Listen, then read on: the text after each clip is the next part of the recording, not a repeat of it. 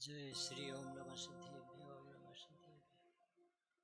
नमो वरिहन्ताणं नमो सिद्धाणं नमो आयुर्याणं नमो वज्रायाणं नमो लोये सव्यसाहोणं। मङ्गलं भगवान् वीरो मङ्गलं गौतमो गणे मङ्गलं कुन्दकुन्दाढ्यो जैनधर्मोऽस्तु मङ्गलं। सर्वमङ्गलमाङ्गल्यं सर्वकल्याणकारिकं प्रदानं सर्वधर्माणां शरणं जयतु शासनं। नमः समय साराय स्वानुभूत्या चकासते चिस्वभावाय भावाय सर्वभावान्तरक्षिते वन्दितु सव्यसिद्धे ध्रुवचल्मणोभवं गतिं पत्ते गच्छामि समयपाहुर्मृणमो सुदिके बलि। बोलिए आदिनाथ भगवान के तप कल्याणक महोत्सव की जय हो जय हो जय। बहुत वैराग्य का दिवस, यानी सच पूछो तो रोना आता है अपनी वृत्ति के ऊपर से कि अपने साथी कितने सिद्ध दशा को प्राप्त करें और अपन चतुर्गति में ही परिभ्रमण करें। कैसे इस कष्टों का अंत आया, यानी इस जीव को अपने बारे में दया नहीं आती। ऐसा पड़ता है जैसे किसी दूसरे की कथा। भवन में जी भर घूम चुका गाना सा गाता, ऐसा नहीं लगता कि मैं जेल से निकला हूँ, गर्भ से आया हूँ, नरक से आया हूँ, निगोद से आया हूँ, ऐसा जीव को लगता है। 6वीं क्लास के पढ़ने वाले इस गुरुदेव वो कहते थे, मम्मी मुझे अच्छा नहीं लगता स्कूल, मुझे शांति नहीं मिलती जिसके लिए मैं स्कूल जाता हूँ। और खोजी थे तो उन्होंने खोज लिया। आज श्रीमद राजचंद्र जी का जन्मदिन, पवित्र दिवस। आज अपन 2-4 पद पढ़ेंगे कि सब पवित्र व्यक्तित्व आए थे। यानी 7 साल की उम्र में जाति स्मरण ज्ञान कैसे हो गया होगा कि सोचता था, विचार करता कि ये जीव कहाँ से आता है, कहाँ चला जाता है, क्या होता है इस जीव। 6 साल के जिनसेन, 6 साल की उम्र वाली जिनसेन अपनी मम्मी से पूछते, सवेरे कैसा गाना चल रहा था, शाम को कैसा गाना होगा। तो बेटा सवेरे मेहमान आया था और शाम को चला। कहाँ से आया था मम्मी, कहाँ चला गया। इसी के नाम तो भवभ्रमण संसार, कोई पता नहीं कहाँ जाता है। जब तक निर्वाण को प्राप्त नहीं होता तब तक ये दुर्दशा बंद नहीं। और ये जीव को कमर कस के मोह की सेना पर विजय पाने तैयार होना। प्रभु जी अपने ऊपर हो रहा, अपन अपने से नाराज, अपनी रुचि अपन से ही बगावत कर। ये जेल में रहना अच्छा लगता, विषयों में कीचड़ में अच्छा लगता। एक व्यक्ति 6 खंड के वैभव को छोड़ने के लिए जैसे गोबर छोड़ा जाता, स्वामी जी कहते थे जैसे गोबर को उठाने वाली महिला को तो देर लगती होगी, पर विरक्त हृदय को वो जैसे नाक छिनकी, जैसे गोबर छोड़ दी। दम क्या है उसमें, वैभव में, वो अपना है कहाँ। ये तो उदय का खेल। आज का दिवस बहुत वैराग्य का दिवस। सवेरे से अपन चर्चा सुन रहे, मनीष भैया से सुनी और अपन ने चर्चा तत्व चर्चा सुनी। सच पूछो तो वो चर्चा तो सुनते सबको अच्छी लगती, पर हमें समर्पण के बारे में पूछा जाए, तुम्हारा क्या तुम क्या तैयारी से बैठे। यानी जिसकी आदत कभी जिनेन्द्र देव के चरण स्पर्श की भी नहीं होती, उसे आज कैसा लगना चाहिए कि आज मैं इस योग्य बनूं कि भगवान के पास खड़ा रहूं। यदि रात में चाय पीता हूं तो कहे कि अब भगवान आप निर्वाण पधारे, और मैं क्या कर रहा हूं, किसको खिला पिला रहा हूं। कम से कम वो अपना एक एक कुटेव भी छोड़े, परंतु ये नहीं छोड़ पाता क्योंकि आत्म रुचि बिना सच्चा वैराग नहीं। आज जो आदिश्वर अपने दीक्षा 19 तीर्थंकरों ने ऐसा महापराक्रम प्रकट किया। 19 तीर्थंकर, दीक्षा दिवस, उनका जन्म दिवस का दिन दीक्षा दिवस बना। कैसा बैराग का वातावरण। और एक एक व्यक्तित्व जब जाता है तो हजारों, नेमिनाथ जी अकेले नहीं गए थे, 18,000 राजा गए थे। कहाँ लिखता अपन को याद, कहाँ? 18,000 राजाओं ने दीक्षा ली। पारसनाथ स्वामी के सामने 300 राजाओं ने दी, राजाओं ने। यानी एक व्यक्ति अच्छा काम करने निकला तो कौन तैयार नहीं हो। अपन सब गुरुदेव के भक्त हैं, यानी उस मार्ग के सच्चाई के भक्त। तो गुरुदेव श्री को जो चैतन्य तत्व अच्छा लगा था, यदि अपनी सबकी हाँ पड़े तो अपनी सिद्धदशा आए बिना ना। क्योंकि एक बार सत्य का आदर आना चाहिए कि मैं अपने प्रति, चैतन्य के प्रति आकर्षित क्यों नहीं हो रहा। तो भाषा जगते असार, देख निधन नीलांजना, 44 पेज पर एक बैराग का दीक्षा कल्याणक का अर्घ है आदिनाथ का। भाषा जगत असार, देख निधन नीलांजना, नवमी कृष्णा चेत परम दिगंबर पद धरो, चिदानंद पद सार, ध्याने को मुनि पद लिया, परम हर्ष उरधार, लौकांतिक धनी धनी कहा। कितनी 4 लाइनें आई हैं। इसमें लिखा कि भाषा जगत असार, किसके सामने सार लगा होगा जब कुछ सार प्राप्त हुआ।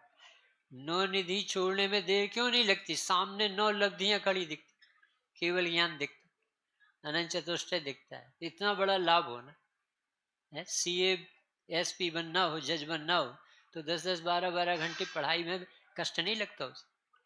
लक्ष्य होना तो ये भार नहीं लगे। यदि मोक्ष का लक्ष्य नहीं हुआ, आत्मार्थी नहीं हुए, क्योंकि उस शर्त रखी है, मोक्षार्थी जीव राजा को जान, अच्छी तरह जान करके मान, और वो प्रसन्न रहे ऐसी सेवा कर। आज प्रसन्न रखने का दिवस, आज वीतरागता का दिवस। सम्यक दर्शन, सम्यक ज्ञान तो पहले था, आज सम्यक चारित्र का पर्व दिवस। अब कैसे उनको वैराग और दीक्षा का परिणाम आया कि एक व्यक्ति को मरते दम तक स्वधर्मेंद्र नचा रहा, छायक सम्यक, मरते दम तक नचा रहा, हमारे स्वार्थ की वृत्ति। जैसे आज माता पिता मरते दम तक नचती रहती, आज की लड़की नचाती रहती, छोड़ छोड़ के जा रहे घर, सर्विस कहीं पता कहीं नहीं। कौन समाधि करे, कौन सेवा करे। इस काल में तो पुण्य भी बांधना कठिन हो गया, धर्म तो बहुत ऊंची चीज।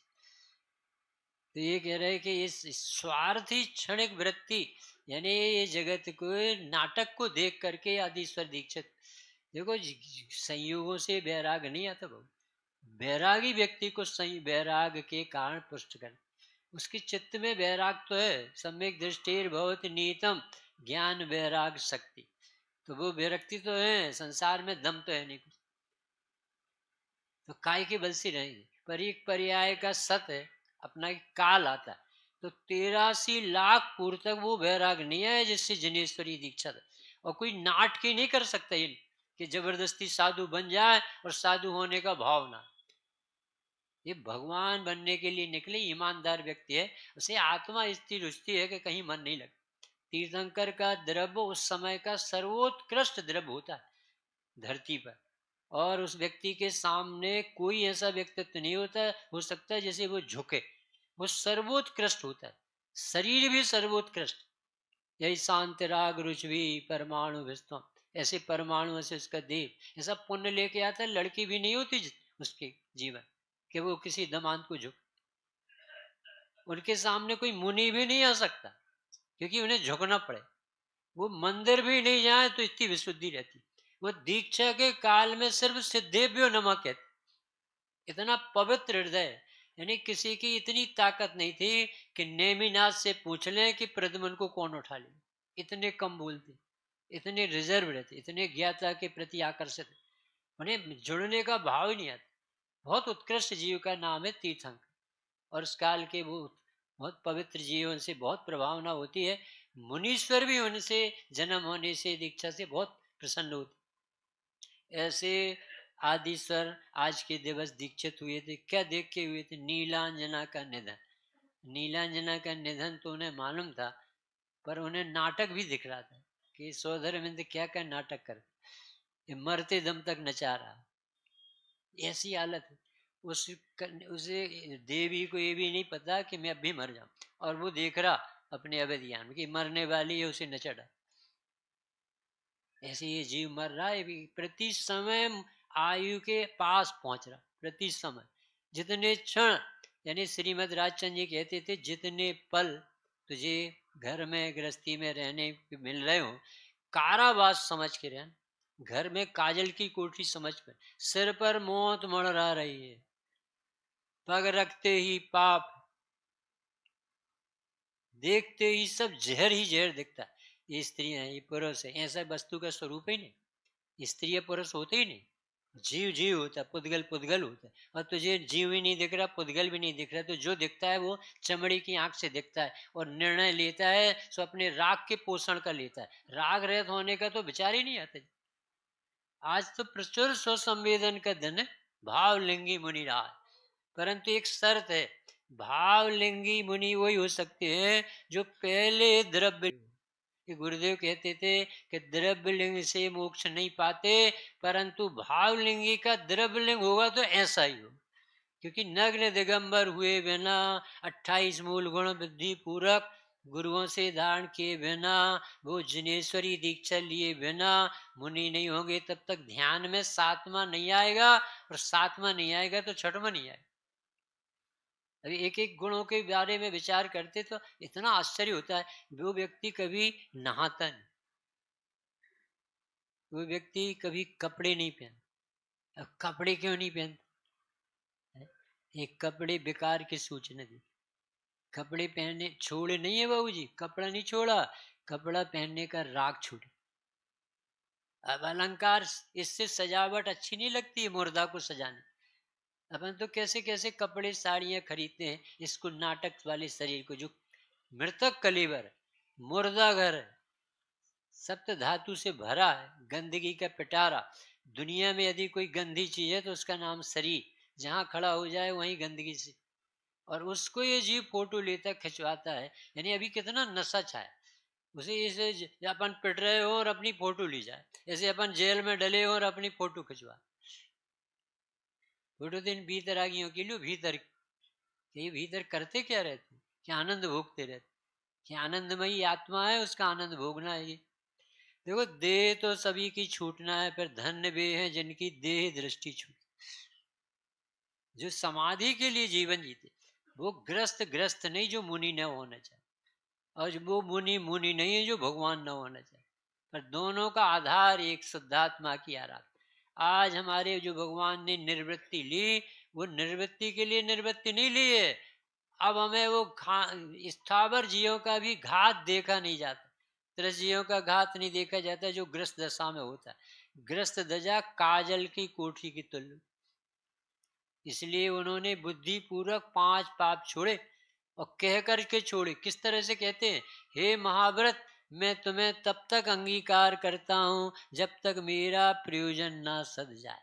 तुम में मुझे मालूम है कि महाव्रत मोक्ष मार्ग नहीं है, पर महाव्रत की प्रतिज्ञा लिए बिना भी मोक्ष मार्ग प्रचुर वाला नहीं होता। क्या कहा? कुछ अरुचि भी मिटाना। अपन को एकदम द्रव्य लिंग से अरुचि हो गई। अरे वो मुद्रा भी बहुत पूज्य होती, जिन मुद्रा भी बहुत,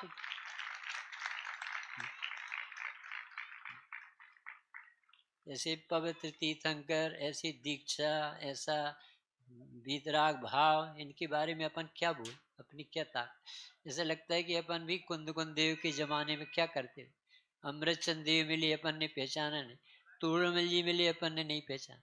गुरुदेव श्री मिले, वो कैसी क्रांतिकारी जीवन जिया, कितनी गाली झंडे और सब बातें सुनाई।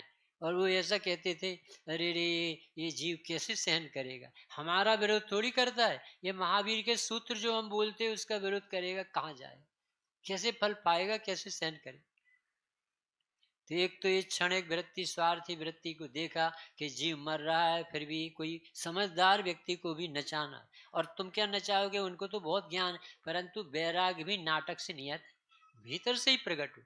और दूसरी लाइन लिखी कि चिदानंद पदसार ध्याने को मुनि पद लिया, यानी आत्मा की आराधना बढ़ाने के लिए घर आए, घर से निकले। ये काम ग्रस्त दशा में असंभव है। जो मुनि के पद में हो सकता है वो ग्रस्त व्यक्ति को हो ही नहीं सकता। ग्रस्त व्यक्ति का वैराग और मुनि के वैराग में बहुत अंतर।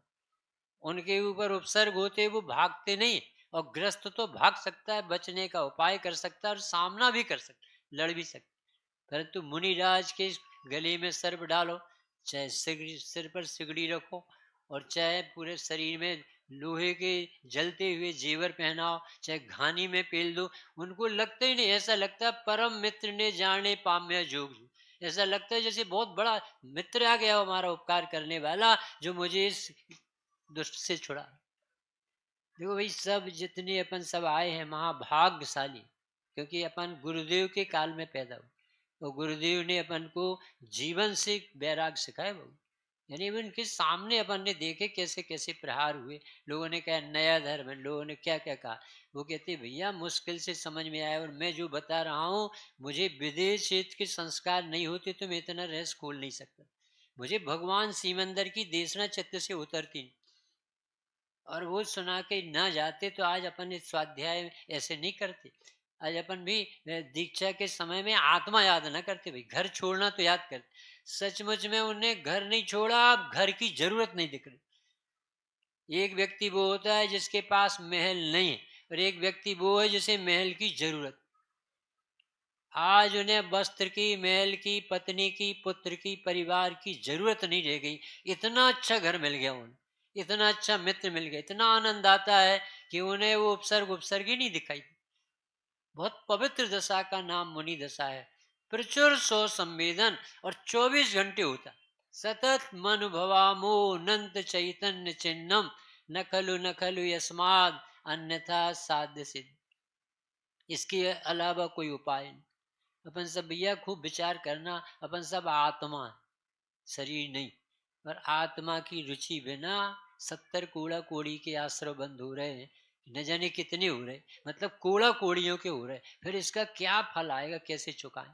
एक भाव के जरा से कष्ट तो अपन को सहन नहीं होते, और इतने करोड़ों करोड़ों सागरों के बंद होंगे, कैसे सहन होगा। तो ये कार्य जो घर गृहस्थी में रह करके सदाचारी जीवन है, मुनि होने की भावना है, निरंतर से आकर्षित हो जाए, तो ये संसार के कष्ट। आज के दिवस गुरुदेव द्वारका नगरी की घटना को याद किए बिना नहीं, आंख में आंसू लाने जैसी घटना बोलती। अरे रे, 3 खंड का अधिपति है, और वो अपनी हजारों रानियों को, जिसके हजारों देवता रक्षक हों, हजारों देव रक्षक, और जब काल आता है, पुण्य जलता है, उस समय एक देव व्यक्ति नहीं है। और फिर नेमिनाथ की देशना में आया, 12 साल बाद आग जली, और वो सबको ढिंढोरा पीट के कह रहा है कि भाई सब लोग धर्म में लगो, आपके बच्चों की पढ़ाई की, लिखाई की, घर गृहस्थी की हम सेवा करें। आप जो भी धर्म में जो मार्ग पर बढ़ना चाहता है, वो स्वतंत्रता से आराधना करे। ऐसी ढिंढोरा पिटाए एक व्यक्ति, 3 खंड के अधिपति, और बोले मुझे आदर्श नहीं बनाना। जानते थे कि नारायण प्रति नारायण संयम धारण नहीं कर। और जिस समय 12 साल हो गए, द्वारका नगरी जली, और उस समय उनके प्राणों से प्यारे बच्चे, आप कल्पना भर करो कि अपने सामने अपना बच्चा जलता हो तो आपको क्या दशा होगी भाई। और पांडवों के पास जा नहीं सकते थे, ऐसी लड़ाई भिड़ाई हो गई थी, आपस में भाषा ऐसी हो गई थी, टकराट, कि उनके पास खड़े नहीं हो सकते। अब किसके शरण में जाए। तो वो लड़कों को और अपनी प्यारी पत्नियों को जलते देखा होगा, वो सीन कैसा हो। और एक 3 खंड का अधिपति भी नहीं बचा सकता, और अपन सारी व्यवस्था घर के करने में लगे जैसे हमारा ठेका हो पूरा। कितना कठोर हृदय हो जाता है जी, कितना बेरुखी आ गई, कितना संसार हो गया। यानी आप कभी तीर्थंकर एक 24 के काल का विचार करो तो घबराहट होती कि 50 लाख करोड़ सागर बाद आज इतना आता है, 30 लाख करोड़ सागर बाद संभव ना आता है। 10 लाख करोड़ सागर बाद अभिनंदन आए। क्या तमाशा है, अभी सभी अपन कहाँ रहे हो, 2000 सागर रहती तिरस पर्याय। अपने ऊपर खूब दया करना भी सब गहरा स्वाध्याय, जो आत्मा याद दिलाए, जो आत्मा की धुन जगा दे, जो आत्मा के बिना चैन ना पड़े, जो आत्मा देखे बिना जी पर्याय न छू। आई कथमपि मृत्वा तत्व को तू वली। तो आज के दिवस अपन मुनिराजों का जब याद करते, हमारे दिगंबर मुनिराज कपड़ा धारण नहीं करते, यानी कपड़े के राग की वृत्ति भी नहीं उठती, नहाते नहीं है, नहाने का त्याग नहीं हुआ है, नहाने का राग मर गया, क्योंकि नहाना देह का श्रृंगार। अब देह से इतना एकत्व तो कब का टूटा था, पर अब देह के प्रति देखने का भी भाव नहीं, देह मात्र परिग्रह, वैराग रूपी महल के शिखर के शिखामणि का। ऐसे दिगंबर संत जिन्हें न बार बार खाने का भाव आता है, जिनके लिए भोजन बनाया जाए तो वो भोजन नहीं लेते। जब गुरुदेव संप्रदाय में थे और एक व्यक्ति ने देखा कि एक इनकी व्यवस्था नहीं है, तो एक पानी गर्म करके एक लोटा लाए और कहा कि स्वामी जी आपके लिए अभी पानी गर्म करके, पानी तो ले सकते हो, कि मेरे लिए गर्म किया है ना, तो मैं नहीं लूंगा। तो बोले एक लोटा पानी में क्या होता है? अरे एक लोटा पानी समझता कितने जीव होते, एक बूंद में विज्ञान कहती 36,450 जीव, ये जैन शासन कहता असंख्यातों जीव। यदि 3 लोक में वो कबूतर का आकार रखें पानी में, शराब और शहद में नहीं, पानी में, तो 3 लोग भर जाए। ये जिनेन्द्र देव के ज्ञान में देखी अपार जीव राशि होती, त्रस स्थावर दोनों प्रकार के जीवों की रक्षा करने के लिए निकले। अब हमारे माध्यम से किसी को दुख नहीं, ऐसे ही व्यक्ति भगवान बनता है। जैसे अपना भगवान देखता है, उसका जीवन निरंतर अपने आत्मा में रत रहता है, वो निरंतर एक ही काम है बस, स्वरूप में विषयों की आशा नहीं जिनकी, साम्य भाव धन रखती है, निज पर के हित साधन में जो निज दिन तत्पर रहती है, स्वार्थ त्याग की कठिन तपस्या बिना खेद जो करती है, ऐसे ज्ञानी साधु जगत के दुख समूह को हरते हैं, जिन्हें कोई विषयों की अभिलाषा नहीं रही। विषय सेवन में अभिलाषा मूल थी, निकल गई। हिंसा में प्रमाद परिणति मूल थी, प्रमाद नहीं रहा। पर पदार्थ में जो कसाय होती थी ना, उसमें अभिप्राय में बस राग द्वेष थे, इष्ट अनिष्ट लगता था, इसलिए कसाय होती। अब कोई इष्ट पदार्थ नहीं दिखता, अनिष्ट नहीं दिखता, मात्र गे दिखता। ऐसे पवित्र व्यक्तित्व का नाम मुनि है, जिसका नाम लेते ही पाप भागते। आज अपन ने चर्चा में बहुत तारीफ सुनी कि गणधर जैसा महापवित्र जीव, और वो भी जिनको नमस्कार करते हैं, जिनके रत्नात्रय को, वो कितनी अच्छी पवित्र दशा होगी। कितना अमृत पीते मुनिराज, अपनी अपनी जवान नहीं हिलती। अरे 2 कसाय के अभाव का आनंद नहीं बता सकते, तो 3 कसाय के अभाव का आनंद क्या। और जो 4-4 कसाय के अभाव के लिए घर छोड़ के निकले, अब उन्हें संसार में अच्छा लगते ही। ऐसे मुनीश्वर होने का भी भाव आए, परंतु अपने जीवन में अभी जो प्रमाद है, जो अभी देवदास गुरु से भी दूर होते जा, यानी आज के दिवस क्या क्या किस्से कहें, घर से जनवाणी मंदिरों में ला ला के रखने, इतना अंतर आ गया। पूजन के लिए भगवान के पैर छूने का भी भाव नहीं। जैसे आयोजनों में अपन सब मिलते हैं, परंतु जो 12 महीने व्यक्तियों के जीवन देखो ना, तो उसमें लगता है कि क्या हो गया इस जीव को, कितना बेहोशी आई। अपन श्रीमद राजचंद्र जी के कुछ पद पढ़ते हैं 5-10 मिनट में।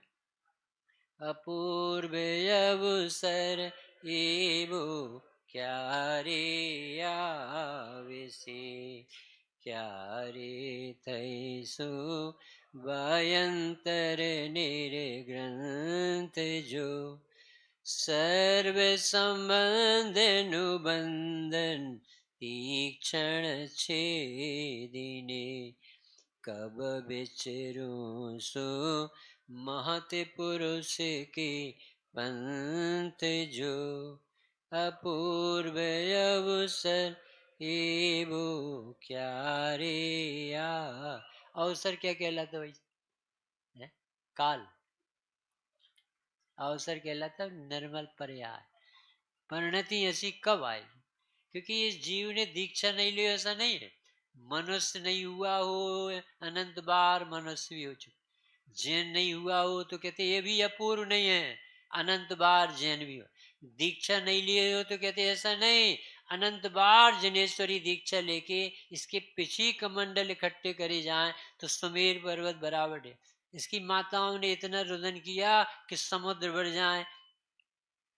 इतना जन्म मरण, दीक्षा लेने के बाद, देह छूटने के बाद ऐसा लिखा कि ऐसा आकाश का कौन सा प्रदेश है जहाँ ये दीक्षा के बाद देह छूटकर वहां न जन्मा। भाव पाओ। परंतु भावो ही परम लिंगम नर दब्ब लिंगम च जान परम। द्रव्य लिंग तो धारण किया पर प्रयोजन शून्य रहा, आत्मा पसंद नहीं आई। जबकि आज का दिवस तो आत्मा में विशेष मग्नता का दिवस, यानी ध्यान लगाते ही मन पर ज्ञान आ जाता। द्वादशांग का ज्ञान तो था, 3 ज्ञान तो लेके आया था तीर्थंकर का। मति श्रुति अवधि विराजित जिन जब जब, जैसा आज के दिवस, यानी छोटी सी उम्र में ये मम्मी के पैर के पास बैठ के ये 14 गुण स्थान की कक्षा वाले ये अपूर्व अवसर की पाठ लिख रहे। हे प्रभु, ऐसा कब ये परिणति में पवित्रता आएगी जब मैं अपने में इतना मगन रहूं कि कहीं देखने का भाव। क्या देखे इसकी, किसको देखे? इस चमड़े के शरीर देख, ये विषय सेवन देखे, जैसे देखते ही जहर चढ़। चले कहाँ चले? जहाँ पग रखते ही पाप। कितना समय रह गया अपने देह छूटने का। अरे सिर पर मौत मर रही है, आपको पता नहीं है कि किसको। कल बाबूजी ऐसा कहते थे कि कौन सांस भीतर जा रही लौट के आएगी कि नहीं भरोसा। और कैसे बेहोशी में जी लेते, नई नई प्लानिंग, अब जाएंगे यहाँ से, जाएंगे वो करेंगे वो करेंगे। आत्मा का ये आत्मा की धुन लगा कि मुझे ऐसा कब पवित्र परिणमन हो कि मेरा चित्त कभी विषयों की याद भी न करे, निरंतर स्वरूप में ऐसा मगन हो।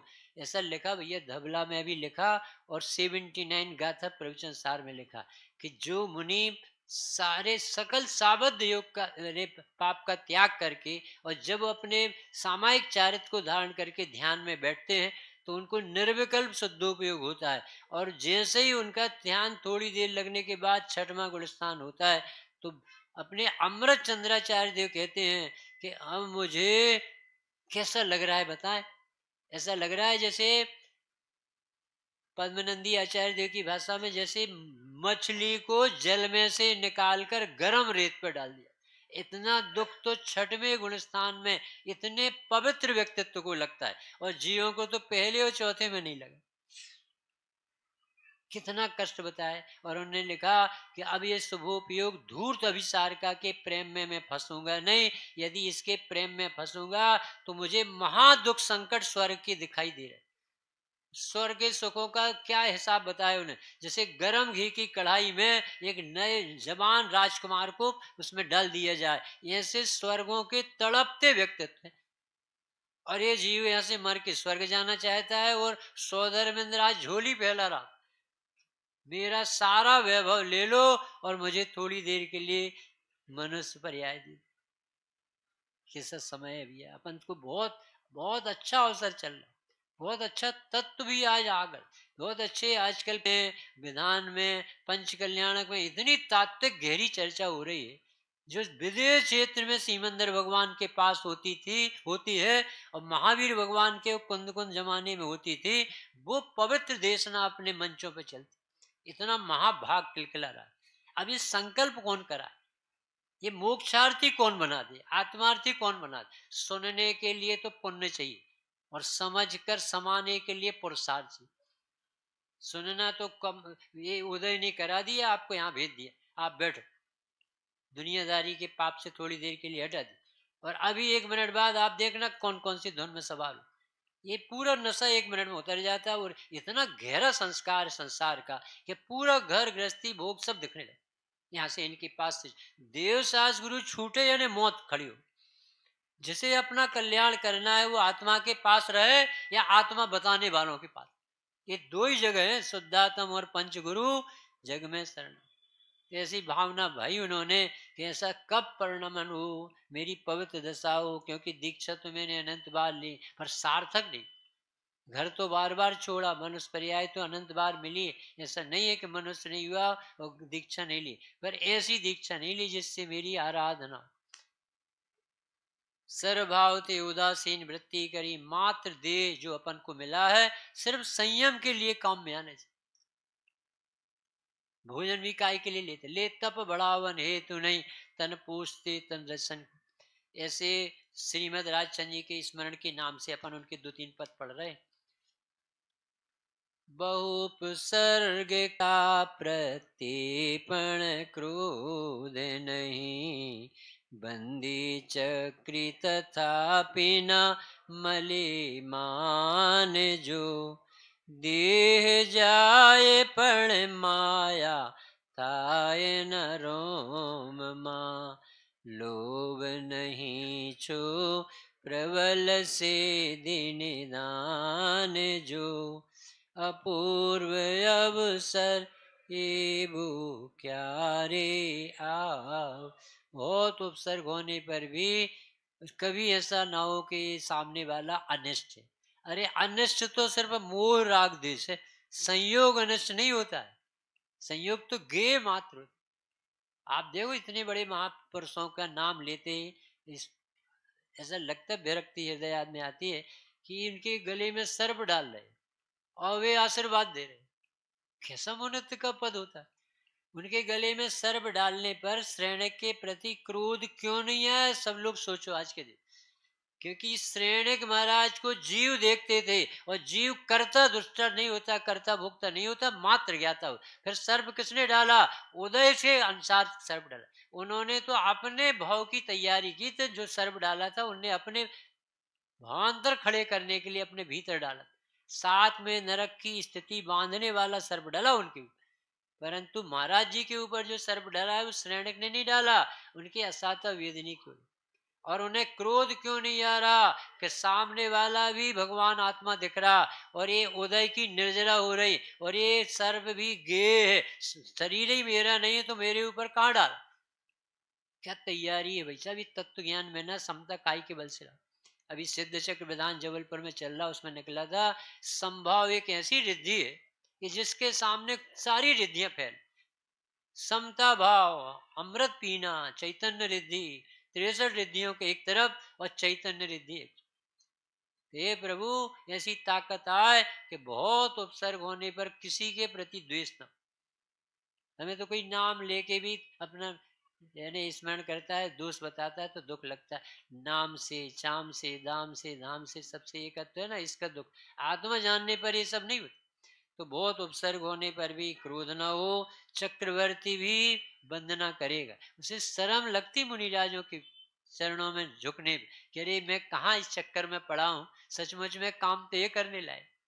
आज भरत चक्रवर्ती की याद आती राजेश भैया। उसमें क्या कहा था उन्होंने, 100 पुत्र, हीरे का डंडा और सोने की गेंद से खेल रहे थे। रवि कुमार, भानु कुमार, सूर्य कुमार ऐसे तो नाम, और बैठे जंगल में और उनका एक देखने वाला। और जैसे ही समाचार आए समोषण से कि जय कुमार सेनापति को केवल ज्ञान। अरे अपन क्या कर रहे भैया। तो वो चर्चा कैसे करते थे, हे भाई बताओ ये गेंद कैसे घूमती रहती डंडा खाने पर, कि जो मान कसाय से भरा रहता वो 4 गतियों में घूमता रहता। ऐसी तत्व चर्चा करते। वो 100 व्यक्ति लड़के जाकर के जिनेश्वरी दीक्षा लेने मन बनाया उन्होंने कि ये केवल ज्ञान ले ले और हम संसार में पड़े रहे, हमें नहीं रहना है संसार। और जा करके उन्होंने अपने जो साथ में आया था उससे कहा जब हम दीक्षा ले लें तब बताना आप घर में। तो उन्होंने जिनेश्वरी दीक्षा ले ली। यहाँ भरत चक्रवर्ती और माताओं से कहा क्यों भाई कहाँ गए बच्चे। तो रोने लगा कि क्या बताएं साहब। अरे कहाँ गए बताओ कि साहब उन्होंने ऐसा समाचार सुना, इतना बैराग प्रचुर बढ़ा कि उनका मन ही नहीं लगा, कहीं हम नहीं जा सकते, हमें घर से कोई आने नहीं देगा। और उन्होंने 100 व्यक्तियों ने। अब दूसरे दिन भरत चक्रवर्ती गए और उनके चरणों में नमस्कार करके बोले धन्य है मुनि दशा, काम तो यही करने लायक। मेरी भी परिणति ऐसी कब छलांग मारे कि मैं भी तुम जैसी जिनेश्वरी दीक्षा धारण। जब बाहुबली से लड़ाई हुई थी ऐसा चर्चा आते ना, तो उस समय भी उन्होंने ये कहा था, भैया आप सब ले लो, 6 खंड का ले लो, ये चक्र ये पड़ा, हमें ना 6 खंड चाहिए, हमें एक कोटा दे दो, हम रहेंगे अपनी आराधना कर रहे हैं, तुम जीत रहे हो, हम हार रहे। ऐसी ऐसी शब्द भरते इस वैभव में निकलते ना, तब उसमें निकला कि वो बाहुबली की इतनी शर्म लग रही थी कि मेरा भैया इतना उदार और मैं उससे लड़ने आया। तो उन्होंने कहा अब मैं कपड़े उतार के आया हूँ, चड्डी भर पहने हूँ, और यदि निकल पड़ा हूँ और ऐसा हाथ उठा ही लिया है, अब ये हाथ नीचे नहीं झुकेगा, केस लॉन्च करके जिनेश्वरी दीक्षा धारण करेगा और इसी में मेरा बड़ा प्रायश्चित हो, ऐसा संकल्प लिया। तो वो खूब मना रहे थे, भैया दीक्षा पर नहीं लेना, 98 चले, ये क्या काम का 6 खंड का जीतना है जिससे पूरा परिवार छूट गया। मैं वो नहीं माने कि भैया इससे बड़ा प्रायश्चित मुझे कोई नहीं दिख रहा है, मैंने आपके प्रति कैसे हाथ उठाए, इतने पवित्र आप, चरम शरीर, इसी भाव में मोक्ष जाने वाले, और मैं आपसे लड़ रहा हूँ, ये दुनिया क्या क्या सोच। और उन्होंने जिनेश्वरी दीक्षा धारण कर ली बाबू जी। अब वो अपन सब पढ़ते हैं ना कि एक मन चले दो व्यक्तियों ने जरा सी एक व्यंग कर दिया बाहुबली के जाते समय कि अरे जा तो रहे हो, तो जाओगे कहाँ, आखिर में 6 खंड की भूमि तो भरत की है, आहार लेने तो यहाँ, आहार लेने यहीं आना पड़ेगा, तो आहार लेने नहीं है, खड़े तो यहीं रहना पड़ेगा। तो वो पंजों के बल खड़े रहे, साल भर खड़े रहे। पर आखिरी में आदिनाथ से पूछा भरत जी ने कि इतना तपस्या कर रहे, 3 6 6 ऋतुएं निकल गई, ये केवल ज्ञान क्यों नहीं हो रहा, कि अभी आप जाओगे नमस्कार करोगे तत्काल केवल ज्ञान लेने का काल पड़ गया। और वो गए, और उन्होंने कहा कौन की भूमि महाराज, कुछ बोल ही नहीं पाए, नमस्कार किया, इतने देर में केवल ज्ञान की बात। इतना पवित्र धर्म मिला है भाई साहब। एक कनक शांति नाम का मुनि कर सुना, 20 25 साल का लड़का, और वो इतना विरक्त है, पढ़ा लिखा कुछ नहीं, एबीसीडी नहीं जानता, परंतु उसका चित्त ही नहीं लगता संसार विषय, कहीं मन नहीं लगता। और वो जंगल गया और मुनि संग में गया, महाराज जी मैं कुछ पढ़ा नहीं, पर मेरा बिल्कुल मन नहीं लगता, मुझे ऐसा लगता मैं आत्मा में ध्यान में मगन हो जाऊं और अपना कल्याण, मुझे संसार में नहीं रहना अच्छा लगता, मुझे कहीं दिखा का मन नहीं होता। कनक शांति नाम था। और उन्होंने जिनेश्वरी दीक्षा दे दी और अन्य मुनियों से कहा ये नया नया लड़का है, अभी जिनेश्वरी दीक्षा धारण की, राजाओं का लड़का है, इससे प्रतिकूलता कितनी सहन होती है कि नहीं, आप लोग इसे कुछ भी पूछे तो सहयोग करना, बताना, बहुत प्रेम देना, वात्सल्य देना। और 1 2 दिन के बाद वो बोले महाराज जी थोड़ी दूर जा करके ध्यान लगाओ बेटे। और 10 मिनट नहीं हुए, ध्यान लगाने बैठे, और 2 मुनि को भेजा कि जाके देखो उन मुनिराज का, वो डर न जाए, शेर है, जंगल है, कुछ भयभीत ना हो। और जैसे ही वो पहुंचे, इसके पहुंचने के पहले जय हो केवल ज्ञान कल्याण की जय हो। कैसा वैसा अपन कुछ समझ में नहीं आ रहा, मार्ग इतना कठिन नहीं है बाबू जी जितना अपन ने बना, क्योंकि अपन संयोग से देख, और ये स्वभाव देखा। ये कहते हैं इसके बल पर तुम्हें यदि इंद्रियों को जीतना है, तुम अतीन्द्रिय आत्मा देखो, जब आत्म अनुभव आवे तो अब न कुछ भी नहीं सुहाएगा तुम्हें। हमें इंद्रियों को जीतना बहुत कठिन लगता है कि कैसे मोबाइल छोड़ें, कैसे, बहुत कठिन लगता है। आज तो 7वां व्यसन, 7 व्यसन होते हैं ना, 8वां व्यसन है कि जिसकी पॉकेट में ना हो वो बड़ा भाग्यशाली, बहुत बड़ा। और उसमें लिखा पद्मनंदी पंचविंशत का में कि 7 व्यसन होते हैं और 7 नरक होते हैं, और 7 व्यसनों को नरकों ने भेजा है कि तुम पकड़ पकड़ के लाओ लो। और सबसे बड़ा व्यसन है ये मोबाइल, समझ में नहीं आता। तुम कितने भी सीधे हो, ब्रह्मचारी हो, कितने अच्छे हो, उसमें इतना उपयोग बर्बाद होता है। वो आप अपने हिसाब से उसका प्रयोग करो, जो सिर्फ धर्म के काम में आए वो काम चलाए, क्योंकि वो दुर्गति न ले जाए, पुण्य बहुत जलाता। तो ऐसा दिवस श्रीमद राजचंद्र जी का आज सब अपन विचार कर रहे, हे प्रभु मुझ में अभी ऐसी शक्ति दो जिससे मैं सर्वज्ञता की प्राप्ति के लिए निकला हूँ, अब मुझे संसार में नहीं रहना। तो ऐसे उपसर्ग झीलने की ताकत आए। आज अपन कितना भी विचार करें बड़े पुरुषों का, अपने थकान आती, ऐसा लगता है कि श्रीमद राजचंद्र जी ने इतनी छोटी सी उम्र पाई कल्याण करके चले। महावीर स्वामी की 72 वर्ष की उम्र में उन्हें कल्याण कर, स्वामी जी ने अपना कल्याण कर लिया। सब जीव अपन देखते देखते जा रहे, और आज आदिश्वर का भी कल्याण। आज के दिवस सब लोग अपने अपने मन में कुछ प्रतिज्ञा ऐसी है कि प्रभु हम आपका साथ दे रहे, भले हम जिनेश्वरी दीक्षा धारण के, जो चाय पीते हो चाय पीना छू, जो रात में खाते हो रात में देखो, नरक निगोद का डर नहीं है, आत्मा की अरुचि का डर है। ये न जाने कौन कौन सी दुर्गति में पड़े। मोबाइल भी सोते समय छोड़ दो कि अब हम रात में नहीं बात करेंगे, सवेरे देख, कुछ तो ऐसा लगे कि आप समर्पित हृदय से इन महापुरुष के वैराग्य के प्रसंग में आए हो। कैसे आपका पता चले कि आपको तो आपके जीवन से पता चलना चाहिए कि 18,000 राजा दीक्षा ले रहे, 300 ले रहे, 40,000 मंदोदरी ने दीक्षा ली, कैसा होगा माहौल। अब पूरे के नगर दीक्षित हो जाते थे। भैया इस घर में रहना कोई अच्छी बात नहीं। अपन सब देखते संसार में कितना पोषण होता है, काजल की कोठी का, धूर्त बनाने वाली टोली का, मधुमक्खी के छाता का, कितने तरीके से आचार्य जो विरक्ति कराते। अपन सबके चित्त में ऐसा वैराग समाये, जिस जो जहाँ खड़ा हो वहां से अपने को निकाले। जो देव पूजा सास गुरु की पूजा आराधना नहीं करता हो, आज के दिवस कसम खाए मैं पूजा भले न करूं पर कपड़ा बदल के भगवान के ऐसे चरण छूऊंगा। ऐसा व्यक्तित्व जिसे देखते ही करंट आता है, इतना पवित्र पद होता है अरहंत भगवान का, उसे छुए बिना मैं भोजन नहीं करूं, ऐसा मन में संकल्प बनाए। तो उनकी निकटता, उनके प्रति स्वाध्याय का नियम लो, 10-15 मिनट तो हम कम से कम अपने लिए पढ़ेंगे। हम पंडित बनने के लिए नहीं पढ़ेंगे। हम आत्मा भूल जाते हैं तो देव सास गुरु के पास हमें आत्मा याद आती है।